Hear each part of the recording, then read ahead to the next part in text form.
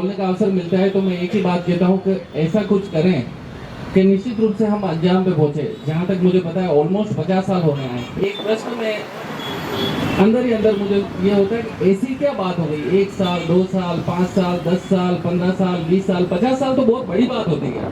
50 साल में तो इतिहास बदल जाता है। 50 साल होने आ गए और हम हाईकोर्ट बेंच के किसी भी एक चीज को टच नहीं कर पाए।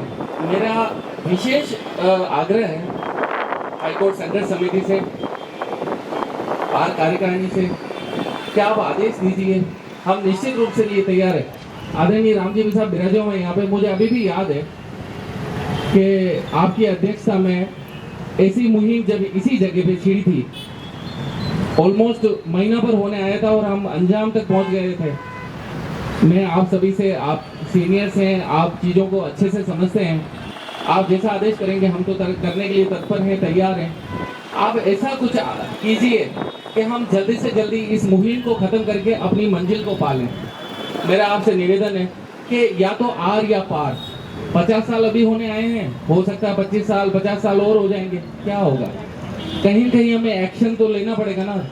अभी जैसे गिरिधर जी शर्मा साहब ने कहा, भारत सिंह जी राव साहब ने कहा और जितने भी पूर्व के भरत जी वैष्णव साहब ने कहा, हम वो कंटिन्यू मुहिम हम चलाते रहे, प्रोसेस से बहुत अच्छे अच्छे सुझाव दिए हैं। निश्चित रूप से ये चलाते रहे। कहीं कहीं हम एक आक्रामक ढंग से हम ऐसा कोई काम करें कि यहाँ पे ऐसा एक्शन हो। मेरी दिल की इच्छा है कि निश्चित रूप से हम मंजिल तक पहुँचे।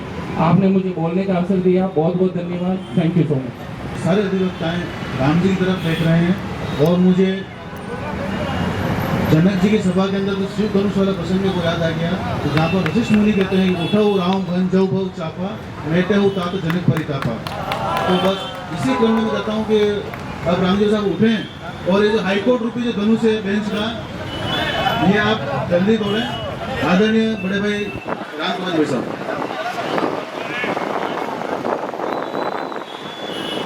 भारत माता की लेके रहेंगे, लेके रहेंगे, लेके रहेंगे, लेके रहेंगे।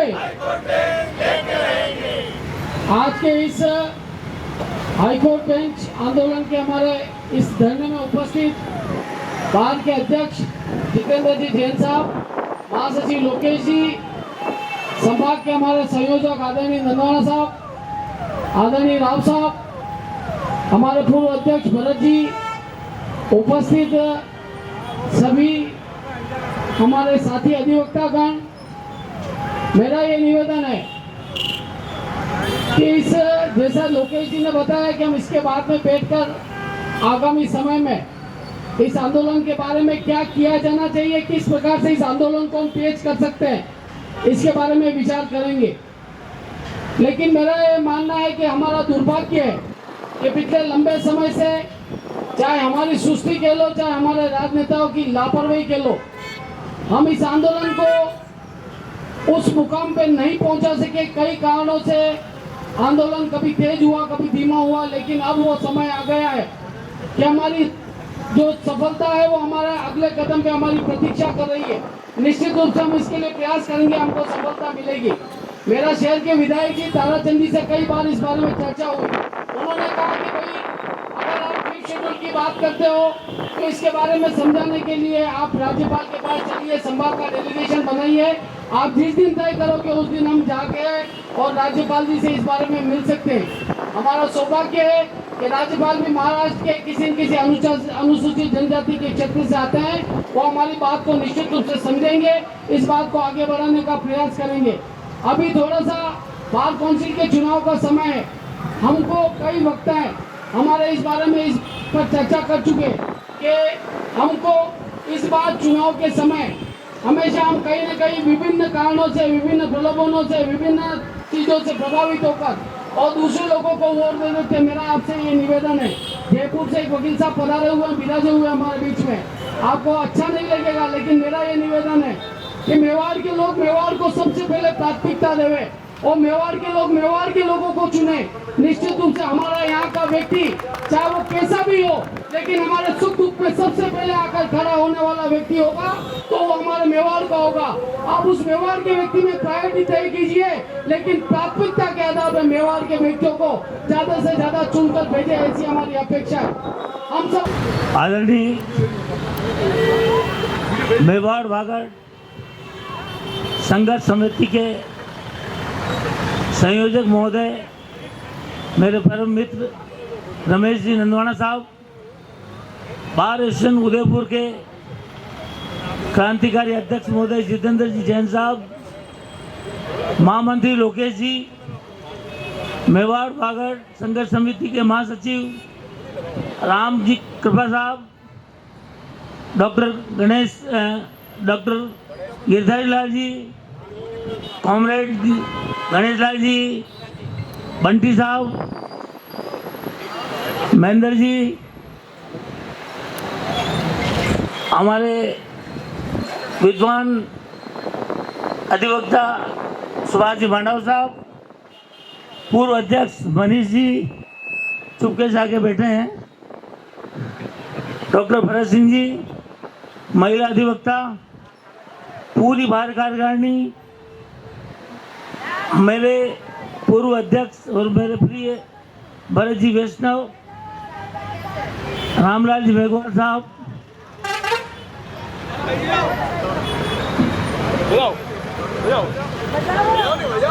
आज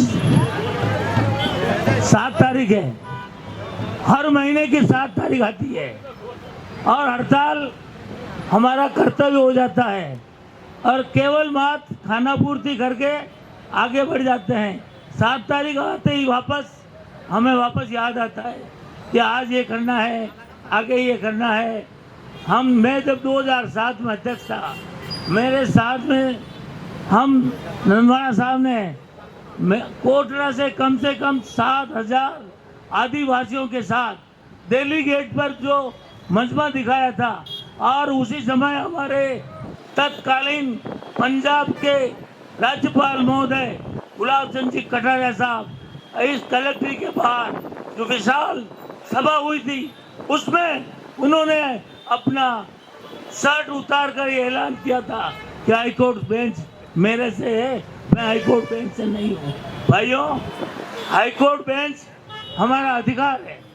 गरीब को सस्ता, सुंदर और त्वरित न्याय दिलाने के लिए सरकारें कहती क्या है और करती क्या है, जबकि गरीब को न्याय न तो सस्ता मिलता है, न शिक्षा मिलती है, न चिकित्सा मिलती है।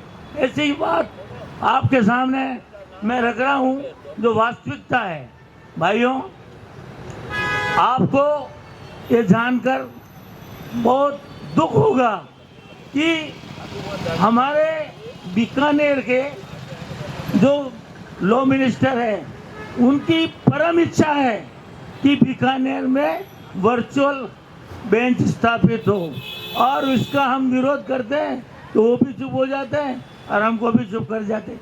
अरे ये मजमा लाओ, ये स्थिति लाओ कि वो हमसे आपका आके मिले, हम उनसे आके नहीं मिले। लॉ मिनिस्टर नहीं करता, प्राइम मिनिस्टर नहीं करता, गृह मंत्री नहीं करते। अरे गृह मंत्री और प्राइम मिनिस्टर के पास अपनी मांग तो पहुँचाओ, वहाँ जाओ तो सही। ये बात भी नहीं, हम नहीं गए हो। हम केंद्रीय मंत्रियों से भी, जब गिरजा व्यास जी वहाँ मौजूद थी, अंतर्राष्ट्रीय महिलाओं के अध्यक्ष थी, तब हम आके मिले थे और तत्कालीन लॉ मिनिस्टर मोइली साहब ने यह हमें विश्वास दिलाया था कि पूरे भारत में स्थितिवश सब जगह हाईकोर्ट बेंच की स्थापना की जाएगी। जैसा कि हमारे मेवाड़ वागड़ के महासचिव महोदय ने बताया कि TSP एरिया के आधार पर हमें हाईकोर्ट बेंच की स्थापना होनी चाहिए। साउथ में हो रही है TSP के आधार पर, यहाँ पर नहीं। डबल इंजन की सरकार, कोई काम ये नहीं, हमारे लिए कोई काम करना नहीं चाहता, हमें कोई बात नहीं करना चाहता। मैं तो बार काउंसिल का चुनाव नहीं लड़के आपसे दूर हो गया हूँ कि यार ये चुनाव लड़ा, इससे बात मत करो और इसके पास मत जाओ। अरे ये कौन सा तरीका हुआ? बार काउंसिल का चुनाव, अधिवक्ता बना था, बार काउंसिल है, अधिवक्ता जो अधिवक्ता काम नहीं करता ढंग से उनके खिलाफ कार्रवाई करता है। अधिवक्ता जो जज बनते हैं तो वो पहले अधिवक्ता बनता है, उसके बाद वो डायरेक्ट आरजेएस देता है, जज देता है। तो बार काउंसिल एक स्टैट्यूटरी बॉडी है। हमने पिछले 18 साल में कम से कम 36 बार मैंने बार काउंसिल में हाई कोर्ट बेंच की बात उठाई, तो वहाँ से एक बात ये आई कि हमारी स्टैट्यूटरी बॉडी है, स्टैट्यूटरी बॉडी है कि इससे क्या हो गया। हमारे अधिवक्ताओं की मांग है, अधिवक्ताओं के उनके लिए लाभ के लिए नहीं है, ये गरीब के लिए है, गरीब के लिए बात कोई उठती है। मैं धन्यवाद दूंगा हमारे प्रिय संजय जी शर्मा को, जो x chairman bar council Rajasthan थे। उन्होंने राजस्थान लेवल पे पहली बार स्ट्राइक कॉल की थी। हम हड़ताल कर सकते हैं, उसका तरीका दूसरा हो सकता है। भाइयों, आप सभी को इस मंच के माध्यम से मैं ये निवेदन कर दूं कि अगर हम सब एक हो जाएंगे तो ये सरकार, क्या कोई सी भी सरकार होगी, उसको हाई कोर्ट की बेंच की या वर्चुअल मेन बेंच की स्थापना या उदयपुर में करनी पड़ेगी। इसके लिए आप सबको एक होना पड़ेगा, आपको मेहनत करनी पड़ेगी, आपको थोड़ा टाइम देना पड़ेगा, आपको साथ में चलना पड़ेगा। भाइयों, अंत में आप सभी से मेरा विनम्र मत है कि बार काउंसिल के चुनाव में जो बात राम कृपा जी ने और अन्य अधिवक्ताओं ने कही है, उसको ध्यान में रखते हुए प्रथम सेकंड जो भी रहे मेवाड़ में, यही नहीं मैं तो उदयपुर में ही जाए, उदयपुर के बाहर नहीं जाए।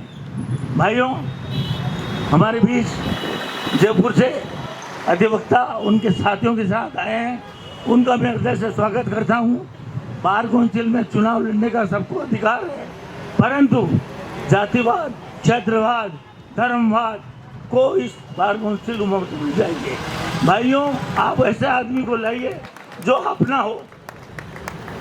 अंत में आपसे जोर से निवेदन करूंगा, बोले कलिंगनाथ की, बोले कलिंगनाथ की, महाराणा प्रताप की, महाराणा प्रताप की।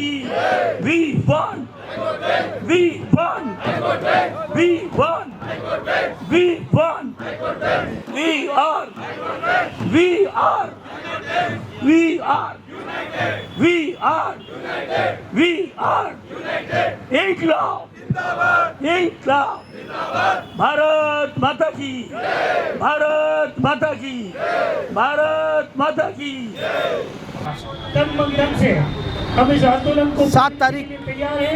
मेरा हर माह की उदयपुर बार एसोसिएशन और मेवाड़ वागड़ संघर्ष समिति द्वारा हाईकोर्ट बेंच के लिए ये आंदोलन पिछले 44 वर्षों से सतत जारी है।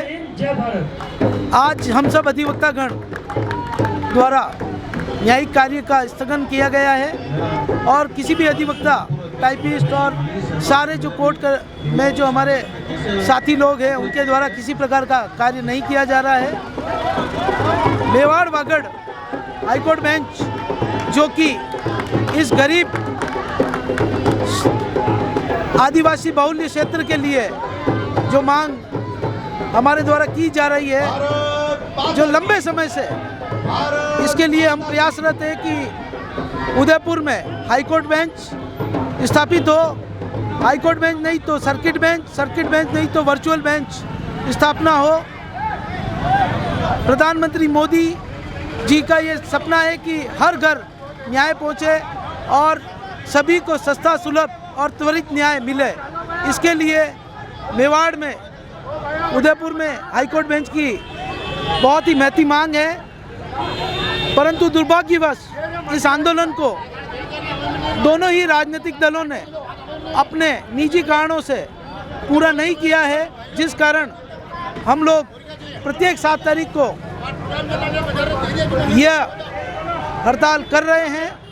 और आने वाले समय में मैं आपको विश्वास दिलाता हूं कि बार एसोसिएशन उदयपुर और पूरे संभाग, जिसमें राजसमंद, चित्तौड़गढ़, प्रतापगढ़, भीलवाड़ा और डूंगरपुर, बांसवाड़ा के सभी अधिवक्तागण द्वारा उग्र आंदोलन किया जाएगा और हम अपनी बात आगे पहुंचाएंगे।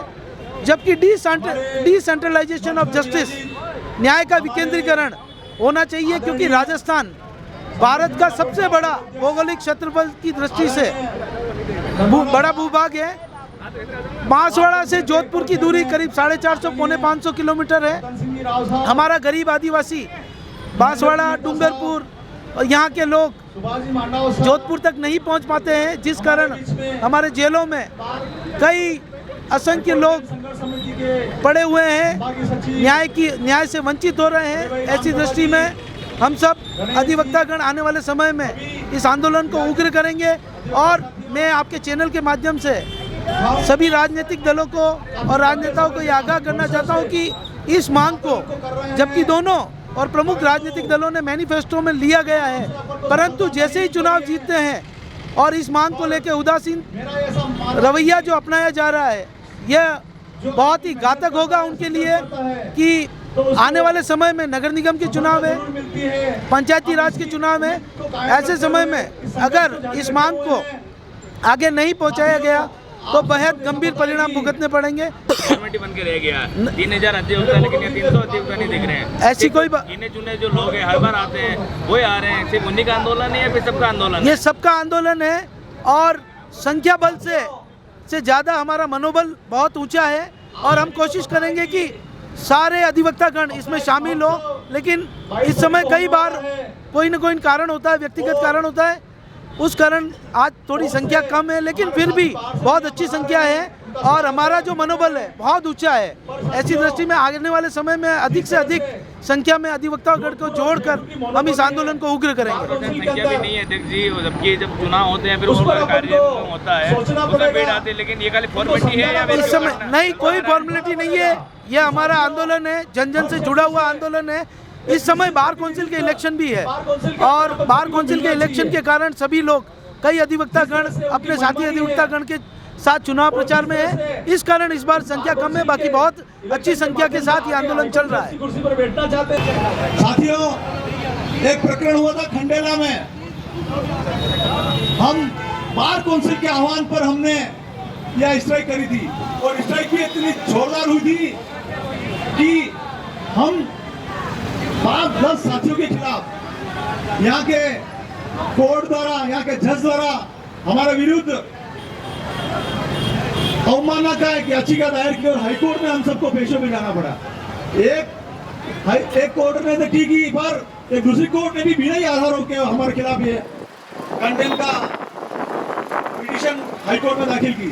साथियों, मैं आप सभी को बताना चाहता हूं कि जिस तरह से हम वहां गए और जो बार काउंसिलर वहां मेंबर थे, जो चेयरमैन था, जब सुनवाई हो रही थी तो वो फाइलों के नीचे दब गया।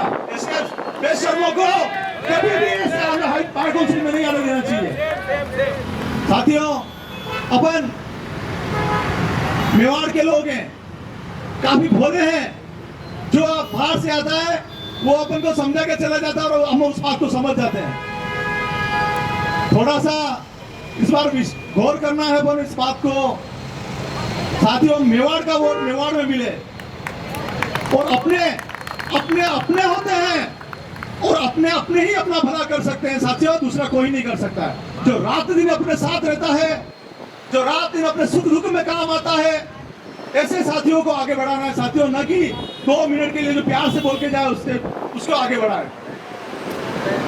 साथियों, जिस तरह से अपने इस हाईकोर्ट बेंच का जो आंदोलन चल रहा है और जिस तरह से सरकार सोई हुई है, उसको किसी न किसी रूप में अपन को जगाना होगा और इस आंदोलन का जो अपना मूल रूप है उसको प्राप्त करना होगा।